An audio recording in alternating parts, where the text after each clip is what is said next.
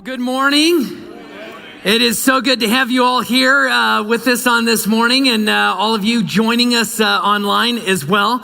So we start this new series called The Prodigal. And of course, this is a series on the parable that Jesus told. Most often it's known as the prodigal son. But we're going to take the next 3 weeks, look at this. And this is such a deep and rich parable. In some ways it's very simple, but it's got all of these layers. And there's no way we can go over everything that's in it. There's so much. But we want to take the next 3 weeks and really look at these 3 different characters that are within the story. So whether you know the story well or whether you're brand new to it, it doesn't matter. We're going to go through all of that. And these 3 characters, there is a father who has these 2 sons, an older son and a younger son. And this morning, we're going to primarily take our time and really look at this the younger son. And as we dive into this, here's the one thing that I want you to take away from this morning, okay? When you think about what we're going to cover this morning, looking at the younger son, it's this. When it comes to God, no one is too far gone, okay? Like there's an element of that truth that just comes out in this story in such a rich, rich way.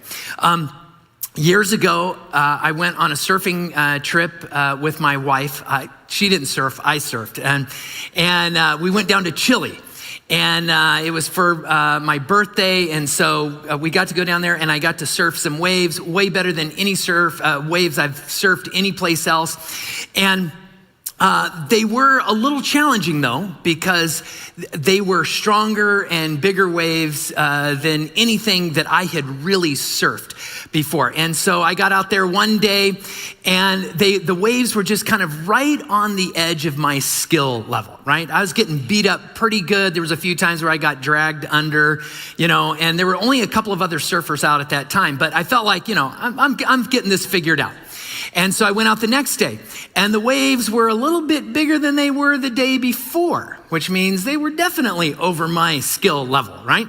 But I'm like, but I got this, right? These waves are too good, right? If these waves were over in California, there'd be thousands of people lined up to surf these waves. And in that day, I was the only one out there. I had the waves all to myself. And these waves form up on a headland. They off of a break. And so normally when I would surf over in California, and even now, like a 5 to 10 second ride is a long ride. Like if I get to stand on my surfboard for 5 seconds and like do whatever, I'm like, wow, that was great, right? So over there, because it was this long headland that would go out, the surge would come up, hit this headland, and then it would just keep on curling. And as the surge would go along this real big cliff line, it would just keep on going. And you could ride for like half a minute to a minute, which just feels like, if you're a surfer, like that just feels like forever, right?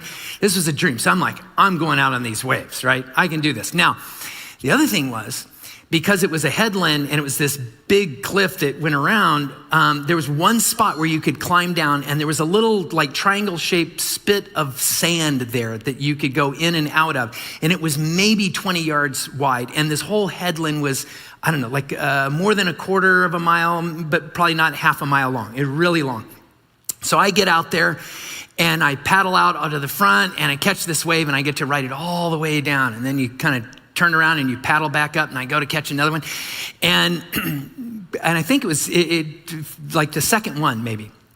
I'm paddling back out, and I notice, as the swell's coming in, but it's not breaking as I'm paddling out, I'm kind of, it's going higher and lower. And I look over, and I'm watching the waves that are breaking, where I'd normally be surfing, and they're getting bigger. And I'm like, whoa, I'm gonna just, hang back for a little bit and let those calm down. But they didn't calm down. They just kept getting bigger. In fact, where I was sitting, I realized I got to paddle a little further out, or one of these waves is going to grab me and, and crush me. And so I paddle a little further out, and I wait a little while, and the water there is really cold. I mean, really, really cold. And this was getting later in the afternoon. And I keep waiting for the waves to calm down, and they don't. And I have to keep paddling further out because they're getting just a little bit bigger. And at one point, I remember paddling, and I was at the bottom of a like a surge or whatever. And as I paddled up and came over the top, just kind of a big rolly thing, and it took me way up. And as I kind of came over the top and the wave went under me, I looked out, and I kid you not, there were so many surges coming in, I couldn't even count them all. And they just went on in both directions for as far as I could see. And I never experienced anything like that, like in California. Like there'd be little waves over here and waves over here. Whatever. This was just like, and I was like, like this is, and I'm looking over at these waves and I'm like, they're like, I paddle a little further out and I'm like, I'm in over my head a little bit here on this thing. And I remember waiting and I'm starting to get colder and colder and the sun's getting lower and lower and I'm the only one out there. There was some guy on a cart on some trail at the top of the cliff thing and I'm like, oh, and he just kept on going, and I was just like, and I realized I can't just sit here indefinitely, like hypothermia is gonna take effect. In fact, I probably was starting to get some of the very early points of like hypothermia. And I realized I gotta figure this out. And I remember paddling in as close as I dare, and I've gotta get to that little spit of sand. That's my only way out in this thing. And I started timing these sets because the waves come real fast, one after the other. And the distance I've got to paddle to get to that spit of sand is getting further and further as I'm paddling out. And there'd be like 8 to 10 waves in a set. And then there'd be like a little break. And then 8 to 10 more waves would come. And I'm counting all the sets and I'm looking at my watch. And about the best number I could get between sets was about 20 seconds. That's all. And again, I'm used to waiting for 15 minutes for the next set to come in and catch maybe one wave. And I'm like, 20 seconds, like that's all I've got to paddle over there. And at this point, I realized, Glenn, you may have you may not live through this little adventure, right? You may have gone a little too far in this one. And you have to know this too. And a bunch of you do. I'm a pretty adventurous guy. That's the story. But quite honestly, this was out of all the times that I've probably come close to going to heaven. This one is right up there, very close to the top of the list. I mean, I really don't know if I'm going to make it through this because these waves were, big barrels that were just crashing through that is way beyond my skill level to catch or surf. So I waited until like the last second and I crept in as close as I could. And when I thought that last wave was done, I paddled my guts out to get to that little spit of land. And I almost made it, okay? I got really close. And this one wave, it had already broken and it came by, and right before I could get to that sand, it grabbed me and pulled me under, and I didn't know which way was up, and it's all cliffs. And so I'm worried about is this wave gonna slam me into the cliff? What's gonna happen? I come back up and I'm almost out of breath. In fact, I had to grab my leash and pull myself up to get to the air. And then I'm paddling as hard as I can back for that little spit of sand. And before I can get there, this next wave comes. And this time I'm like, I did this bear hug on my surfboard because I was just like out of breath and I'm like, I'm just gonna hang on and this thing floats better than anything else I've got. I bear hugged my surfboard and I kid you not, that next wave came in with so much force, it ripped the surfboard out of my hands on there. And at this time, I'm going, I kept pushing it, right? I kept going out there and I got myself into this. And I'm gonna paddle as hard as I can every time I come up for air. But I don't know that I can get out of this. It's like I might be too far gone at this point. I finally, after going through a few of those, got to the sand and I start scrambling up that sand and I think I've got it, and the next wave comes by, and the sand is really steep because the waves are really strong, so it pushes the sand up really tall, and it's just like running through peanut butter, right? And I'm just like, and that wave grabbed me and dragged me back into the ocean. And I got out of that and went back up, and as I was struggling to get up the sand, it was like this could be it in this moment. And that thought of am I too far gone, started going through, it was a serious consideration.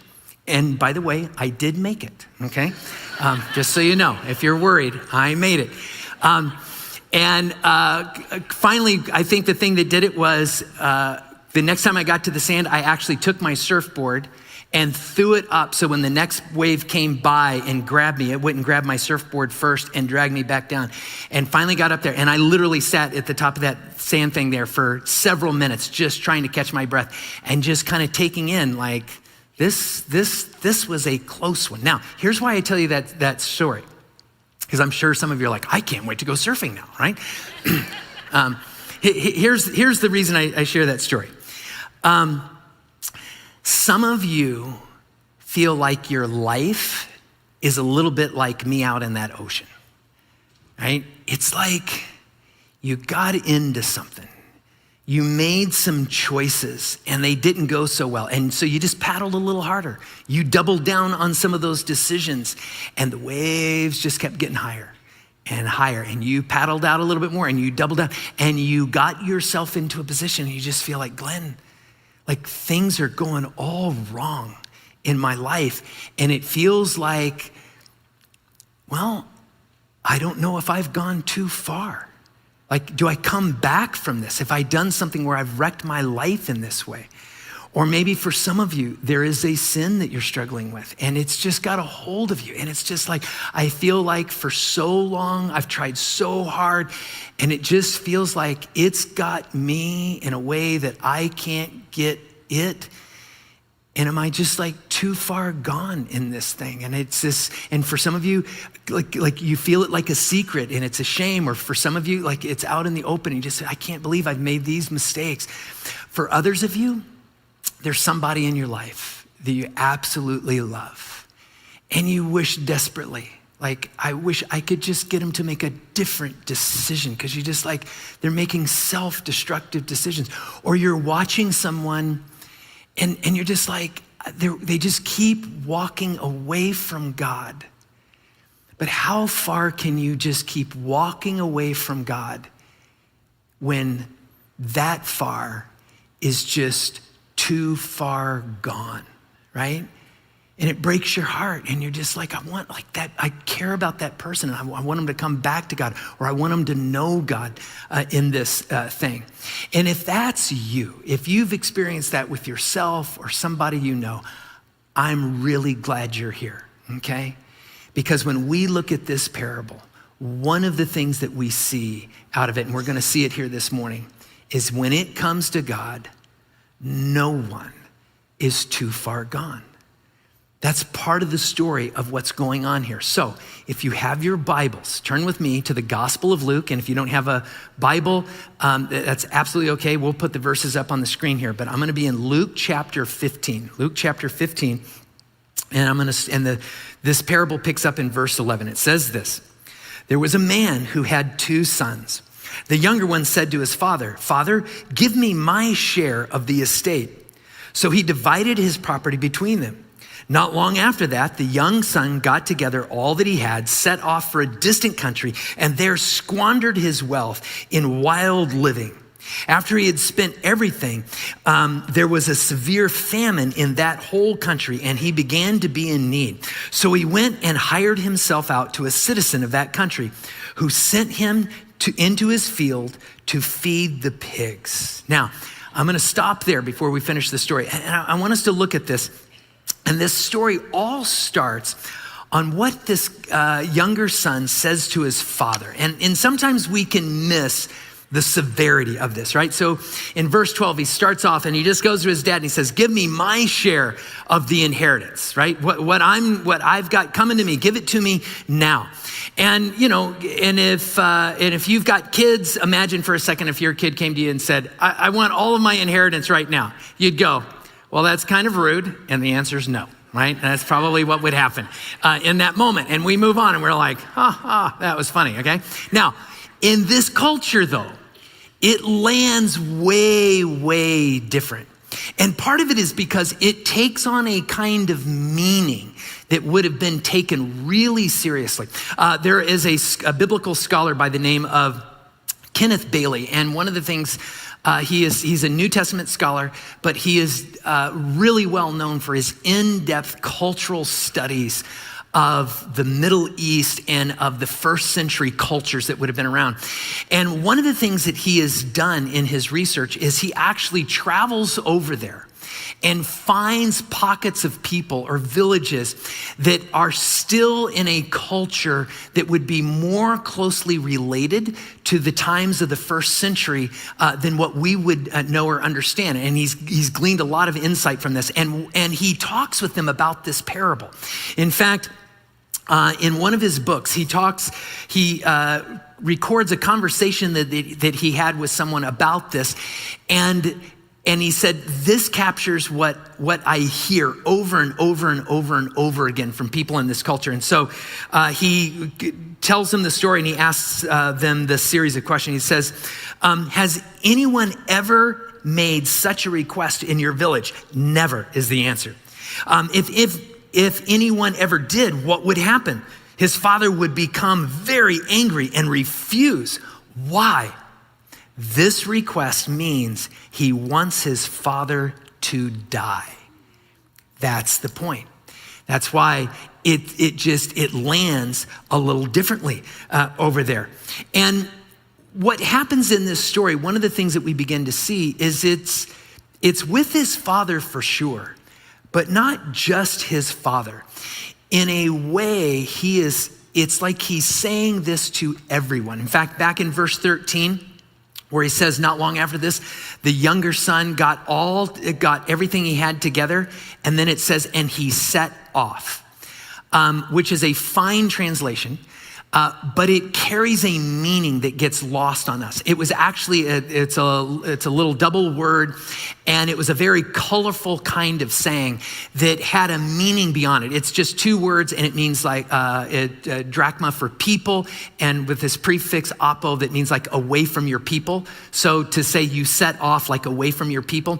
But the deeper understanding, the way it was used linguistically was it like, you're not just like moving physically away from your people. You're abandoning your people. You are giving up on your people. In a way, it's mirroring when he says to his father, give me my inheritance now because I wish you were dead. What he's saying to his whole village is, I would just soon you all be dead too. Like I'm away from you in this thing. It's like he can't just sneak out of town. There's this part of it that he makes, and he takes all of his wealth with him in this. And here's why this is a big deal. Because this wouldn't have been as simple as his dad saying, oh, okay, and I'm gonna write you a check. Here's your part of the inheritance. I closed out, a few accounts, here's your check. Because they didn't have banks or accounts like we do today. All of that wealth would have been held in livestock and physical things, and it would have been held in land and fields. And for his father to actually pull all of that together and give it to him in some way, like with coins or something like that, it meant that he is needing to sell things that his community would be using. It means he's pulling livestock out of the field. There would be people that father would pay to take care of that livestock. There would be people that would buy those things from this man. It'd be part of their business. He is pulling these things out and it's going someplace. They're all feeling this in a really deep way here. This is not a kind thing this son is doing in this moment. In fact, Bailey talks about a very precise ceremony that would be performed if a boy like this did this. If you abandon your community in this drastic of a way, and then based on like something happened and you wanted to make your way back and the community is like, no, you're not allowed to come back, they would communicate that through a very, very precise ceremony called the kazaza ceremony. In fact, say it with me. Okay, ready? Kazaza. Try it one more time. Ready? Kazaza. Yeah. And this ceremony, it's spelled K-E-Z-A-Z-A-H is how it's, so if you want to Google it and learn more about kazaza. But in essence, what would happen is if that person ever wanted to come back to that village, and once they heard this person's coming back to this village, they would all go and get pottery. I would imagine pottery that they don't value very much. And then they would be, and if that person is coming back towards the village, they would actually physically come up and start smashing the pottery in front of them. And it was this very demeaning act of saying, like, you have broken relationships. You have shattered this. You stepped away, you went too far, and guess what? You're too far gone to come back to this place. And they would literally have this ceremony where people would come out and communicate this. And it's like, no, we don't care what happened to you out there. You can't come back here. Just move on.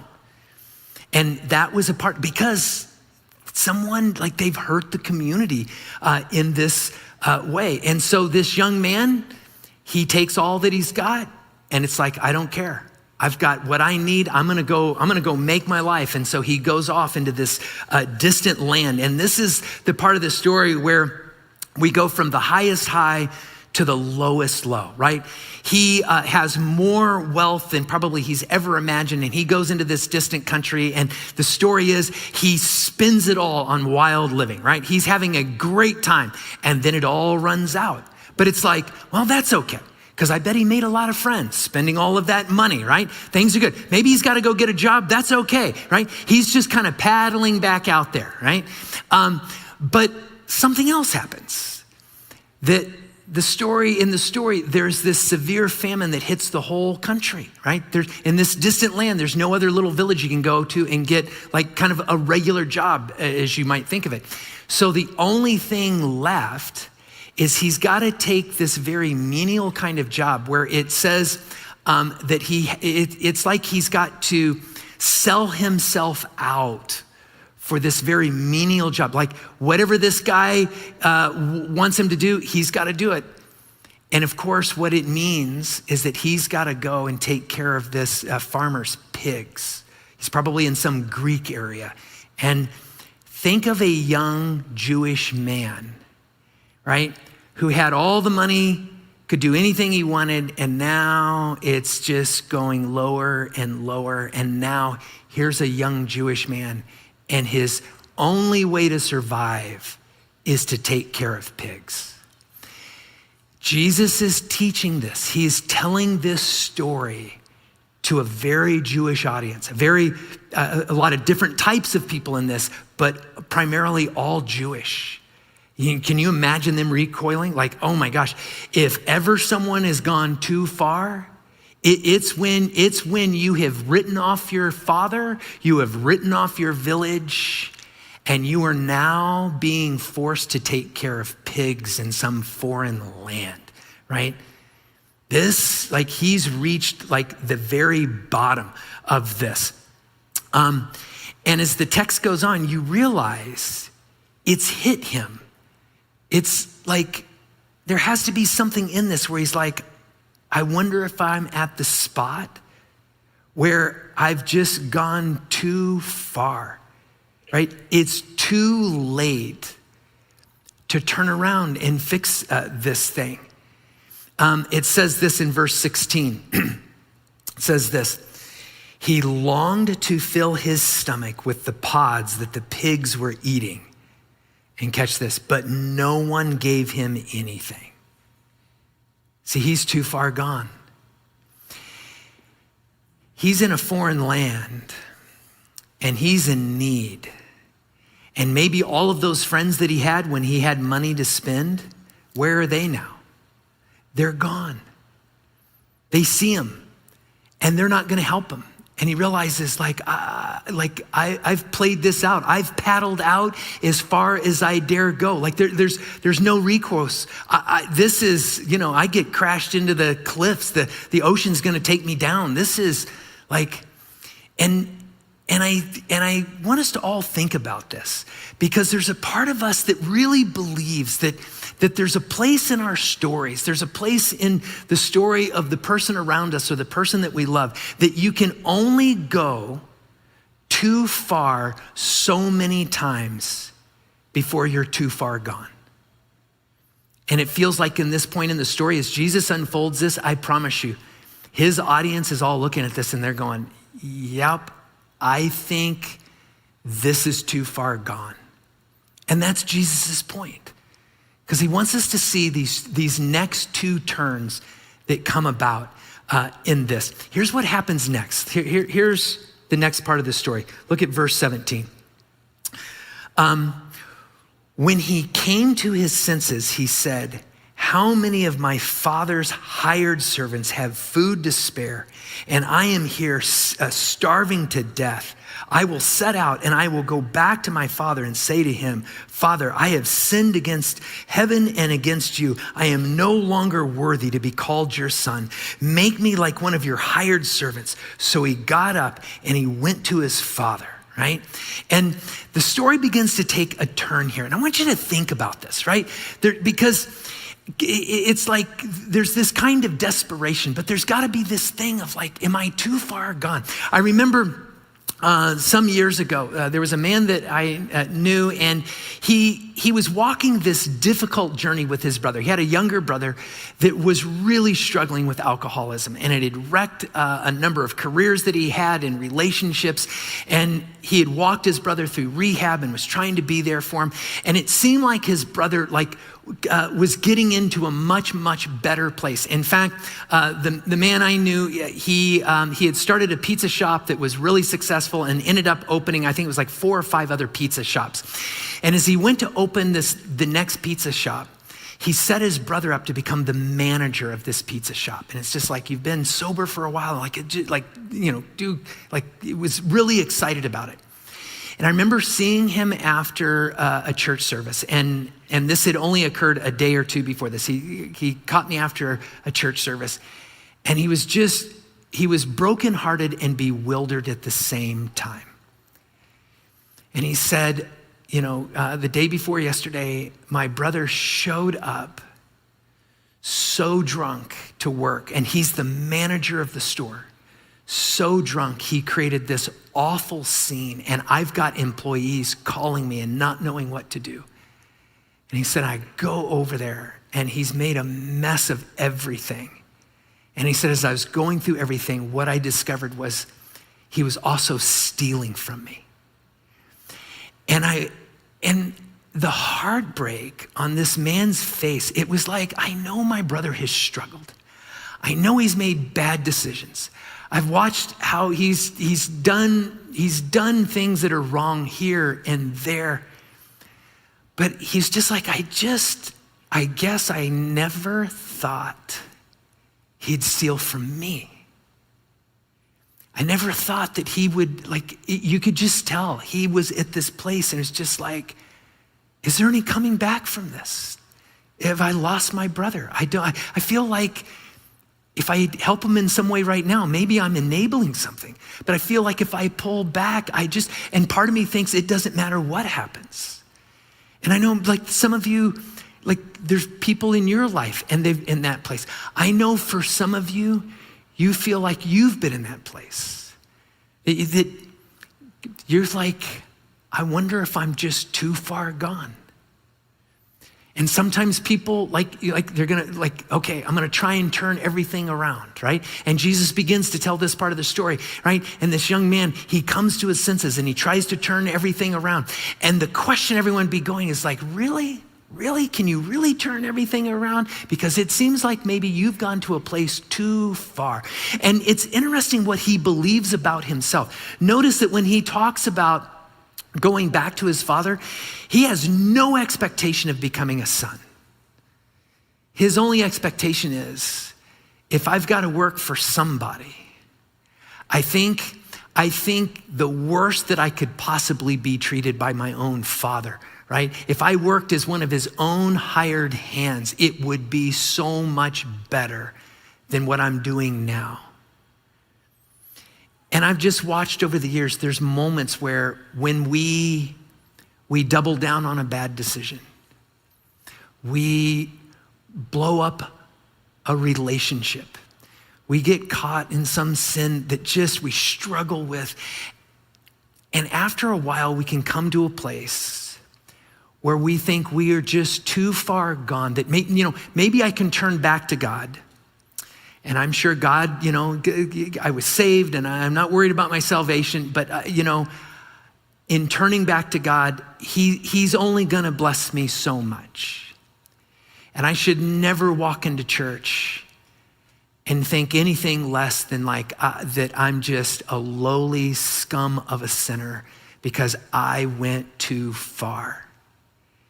And in some ways, that's the best that this young man can hope for. And I would imagine everyone hearing the story, when Jesus is telling it, they're going, okay, maybe this is gonna be this amazing story. And the turnaround is he gets to go back and be a hired hand. But that's not Jesus' story here. And that's what I love about this story in this moment, right?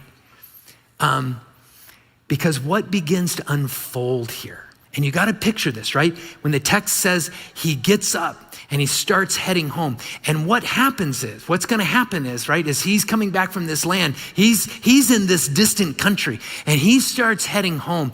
And people are gonna notice, he's gonna be passing by a village and someone in that village is gonna know someone in the next village, and word's gonna get there that this guy is trying to make his way back home. But remember, in the village over here where he grew up, it's not just his father that is here. It's all the other villages.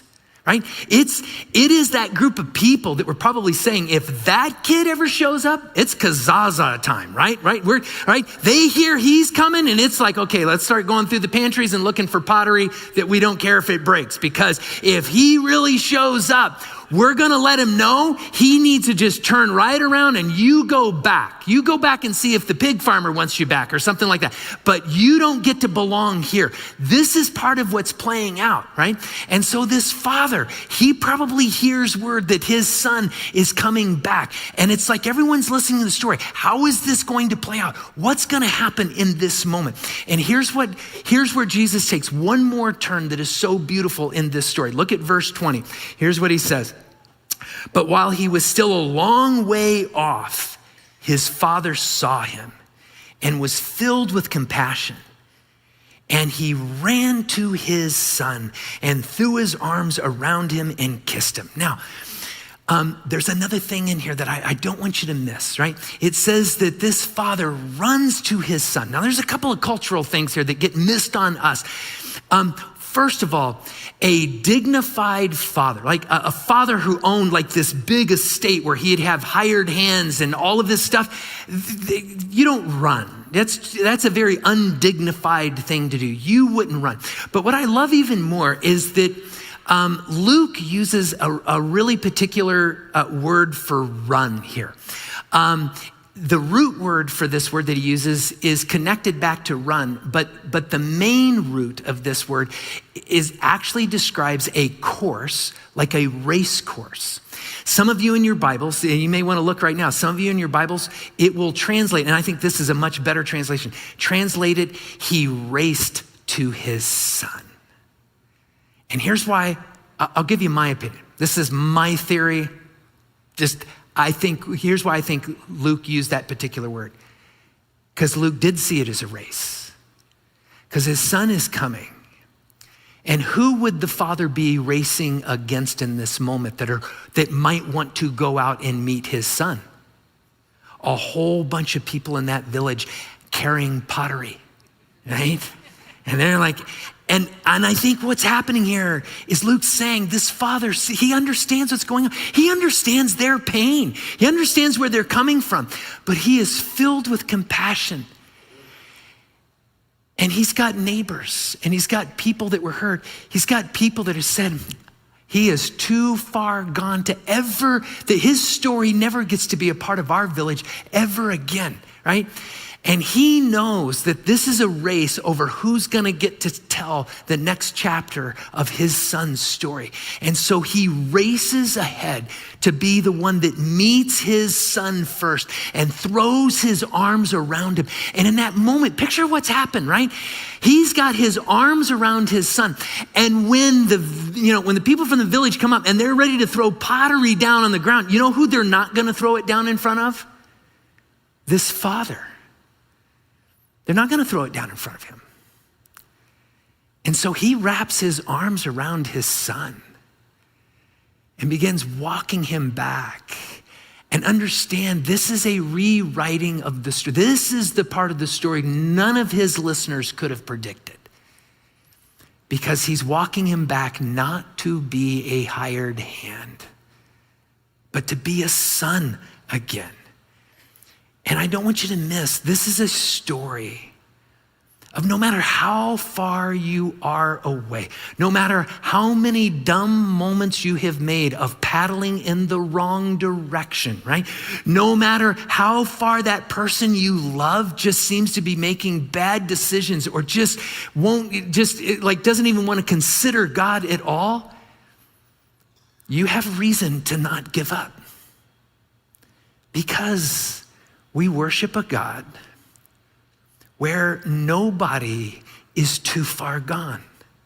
This is a God who says, I love to rewrite the stories of people in unpredictable ways, in ways that can't be foreseen, right? So don't give up. Three things I want you to just think about here. And I want to close out with this. First, if you feel like you're in a spot, right, where it's just like, maybe I'm too far gone.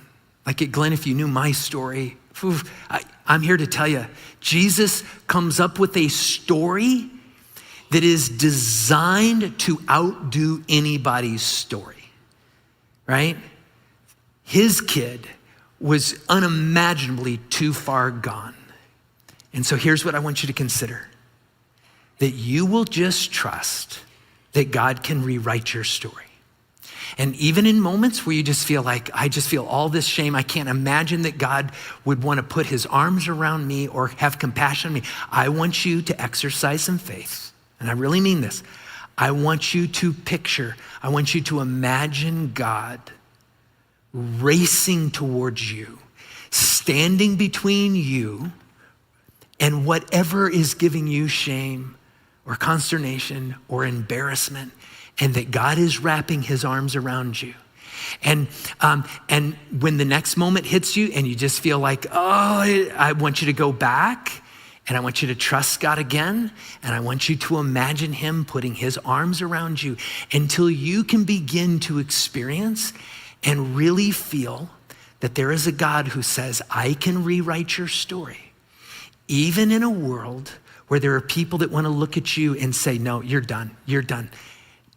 Let God walk you through that. Second thing I want you to consider is this. If there's somebody in your life and it just seems like, Glenn, they keep making decision after decision, or they just won't open their heart to God at all, don't give up on them. You have reason to not give up on that person in your life, because we serve a God. Jesus is saying, you've got to know God's heart. You've got to know God's heart. He can rewrite stories in the most unpredictable of ways. But as you don't give up on that,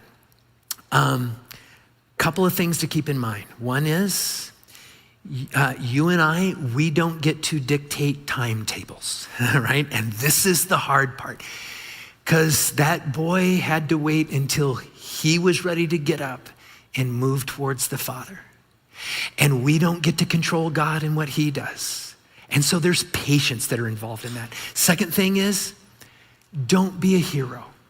You don't have to be the heroes, because sometimes we want to step in and be a hero in those moments, but oftentimes we can muck it up worse in that. But you know what you do get to do? You get to be a holder of hope for that person. You get to be someone that when you speak to them, you get to be an encouragement. You get to say, you know what? If God whispers in your ear, pay attention to it. You know what? I want you to know this. I understand how low you feel. I understand how much like the disdain or the worry or whatever. But you know what? I'm holding out hope because I've got a story of what God has done in my life. Like you get to be a holder of hope for them. You know, that man that I knew that that found out that his brother was stealing from him and created a scene and everything. About three and a half years later, he called me on the phone. I had since moved here and he called me on the phone and he just said, I was thinking about you this week because I wanted you to know my brother, right? It came back and restored that relationship with me. And we're now brothers again. And he is now like sober and on this new path. And while there's all this worry in me that it could turn around and go wrong, he said, you know what though? What I've learned is I just get to keep on hoping that he keeps getting to take the next step and the next step and how God will keep working in his life. And the last time I checked, which was probably close to 10 years after that, his brother was doing fantastic in this. And I know there was a moment when he just could have never believed that his brother would have been in that place. But have hope. Last thing. And this is for us as a church. As a church, we get to be a community that is a holder of hope for all the people around us. We get to be a community that is always getting to shine with the kind of love that says, we'll love people with compassion and point people to a God who can change people's stories even when we think maybe it's too far gone. Because with God, it never, ever is. I'm gonna close this out here in a moment. And before I do, I just wanna say this. Even knowing from the last service, I'm sure there are some of you that if there's something that I touched on and you're just feeling it really heavy and you want to have someone pray with you or for you this morning, we've got some wonderful people in our prayer place that would love to just pray with you through anything that you're struggling with or just want prayer over. And if you're visiting, if you're new here this morning, I'd love to meet you. I really would. I'd love to personally welcome you here this morning. In fact, I'm going to be standing right over here in this area where you see the sign that says Next Steps. Come by and see me and just let me welcome you and shake your hand here this morning. Why don't you stand and let me close this out here this morning. Let's pray. Father, we're just so grateful for Jesus and lessons like this, that he just taught this story that just reframes our mind about who you are and what your heart is like. And I just pray that as a church, you would continue knitting our heart to your heart. And we pray all of this in your son's name. Amen. Have a great morning. We'll see you next Sunday.